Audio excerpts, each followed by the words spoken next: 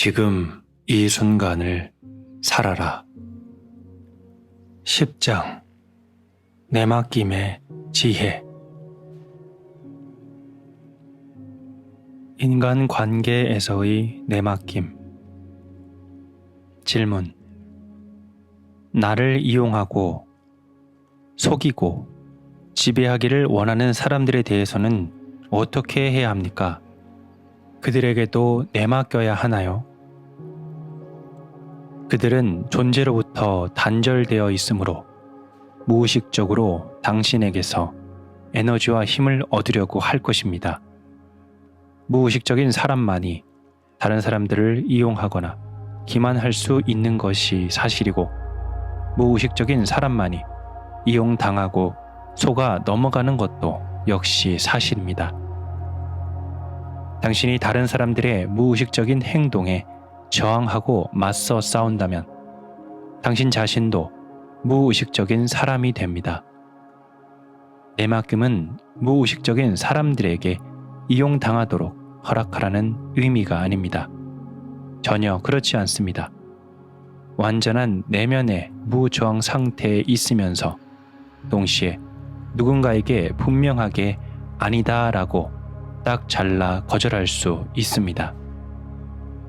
상황에 나빠지지 않고 거기에서 당당히 걸어 나오는 것도 얼마든지 가능합니다. 어떤 사람이나 상황에 대해 아니다는 부정적인 생각이 들 때는 무의식적인 반사작용으로 행동하지 마십시오.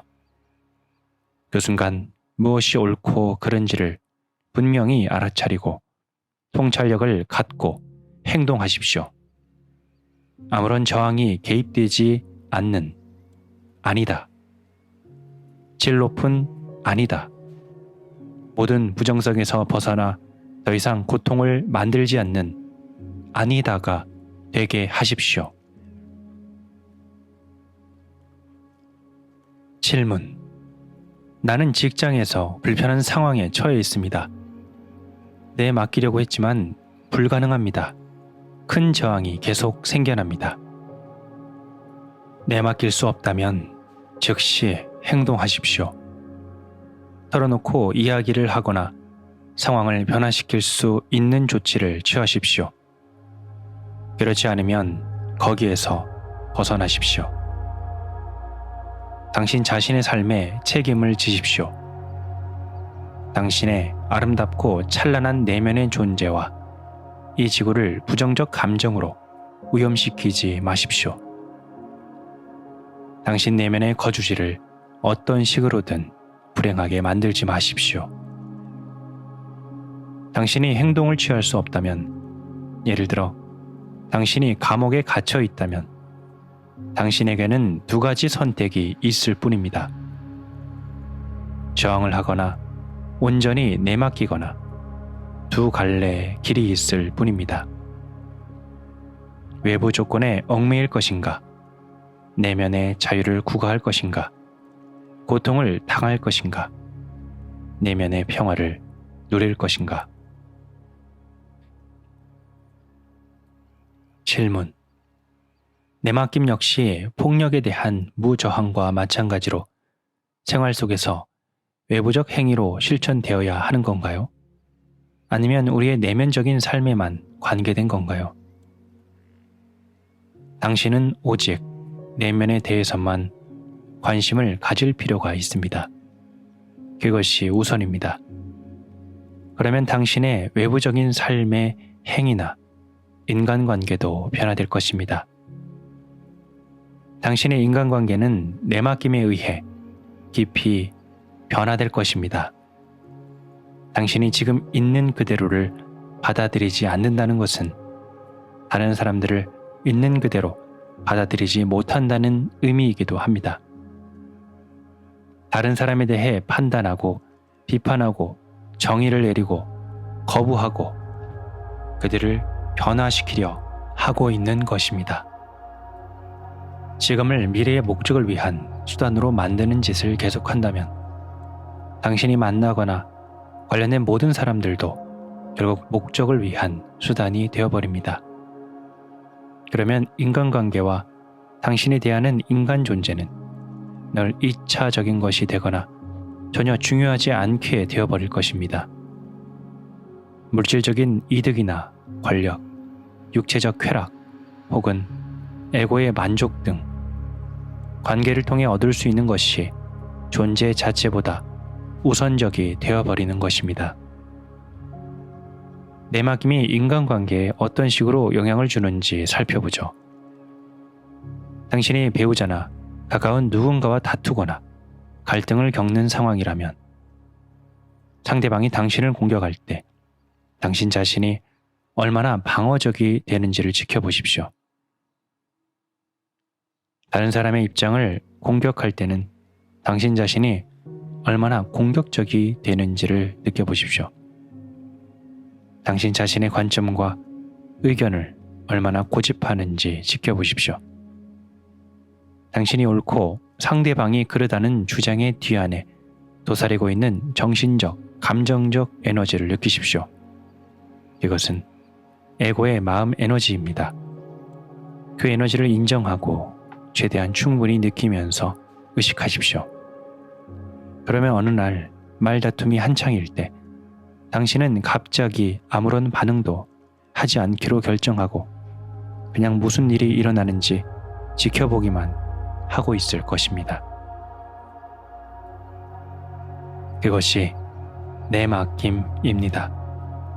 반응을 하지 말라는 것은 나는 이 모든 유치한 무의식을 초월했다는 듯한 표정을 하고 말로만 좋아요, 당신이 옳아요 라고 인정하는 것이 아닙니다. 그런 태도는 저항의 자리에 에고의 우월감을 대신 앉힌 것에 불과합니다. 당신 안에서 세력을 얻기 위해 다투고 있는 마음의 감정 에너지 전부를 떠나 보내야 합니다. 에고는 교활합니다. 바짝 경계하고 확고하게 현존하면서 당신이 정말 자기 주장을 완전히 버렸는지, 그래서 마음으로부터 완전히 벗어났는지 정직하게 자신을 바라보아야 합니다. 당신이 갑작스럽게 매우 밝고 선명하고 깊은 평화를 느낀다면 그것은 당신이 진정으로 내맡김의 상태에 있다는 명백한 신호입니다. 저항하지 않는 상태에 그대로 머물면서 상대방의 마음자리에 무슨 일이 벌어지는지를 지켜보십시오. 마음의 입장을 자기 자신과 동일시하지 않게 될 때에야 비로소 진정한 대화가 시작됩니다. 질문. 폭력이나 공격 같은 것에 직면했을 때는 어떻게 무저항의 자세를 유지할 수 있나요? 무저항이란 아무것도 하지 말아야 한다는 의미가 아닙니다. 어떠한 행위이든 무의식적인 반작용을 하지 않는다는 말입니다. 동양에서 무술 연마의 지침으로 삼는 상대 힘에 저항하지 말라. 이기기 위해서는 유연해지라는 병구에 심오한 지혜가 담겨 있습니다. 당신이 강한 현존 상태에 있을 때에는 아무것도 하지 않아도 상황과 사람을 변화시키고 치유할 수 있게 됩니다. 도교에는 무위라는 말이 있는데 그 말은 행함이 없는 행함이라고 옮길 수도 있을 것입니다. 고대 중국에서는 무위를 최고의 공덕이자 미덕으로 여겼습니다. 무위란 일상적인 의식 상태, 다시 말해 깨어있지 못한 의식 상태에서 아무것도 하지 않는 것과는 근본적으로 다릅니다. 두려움, 무기력, 우유부단함 때문에 행동하지 않는 것과는 전적으로 다른 것입니다. 진정한 무위는 내적인 무저항 상태에 있으면서도 예민하게 깨어있는 것을 의미합니다.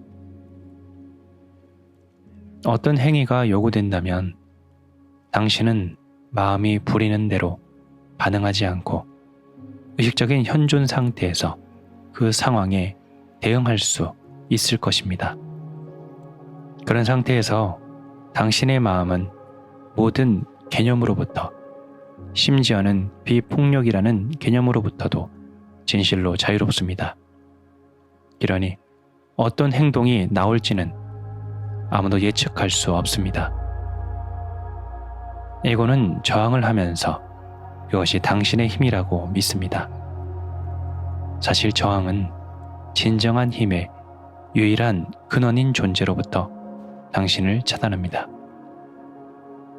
저항은 힘을 가장한 연약함이요 두려움입니다. 에고는 순수하고 천진무구하고 진정한 힘인 당신의 존재를 연약하다고 봅니다. 하지만 에고가 강하다고 믿는 것이 오히려 연약한 것입니다. 그러므로 에고는 끊임없는 저항 속에 머물면서 당신의 진정한 힘이 그 안에 들어있는 연약함을 감추기 위해 허위적인 역할을 하고 있는 것입니다. 온전히 내맡기기 전까지는 사람들의 관계가 대부분 무의식적인 역할극으로 채워지게 됩니다. 그러나 내맡기게 되면 당신에게는 더 이상 에고의 방어와 거짓 가면이 필요 없어집니다. 당신은 아주 단순해지고 참해집니다. 에고는 말할 것입니다. 그건 위험한 일이다. 당신은 상처받을 것이고 연약해질 것이다. 말할 나위도 없이 에고는 까맣게 모르고 있는 것입니다. 저항을 버리고 연약해 보이는 상태가 될 때에만 난공불락의 요새를 쌓을 수 있다는 것을.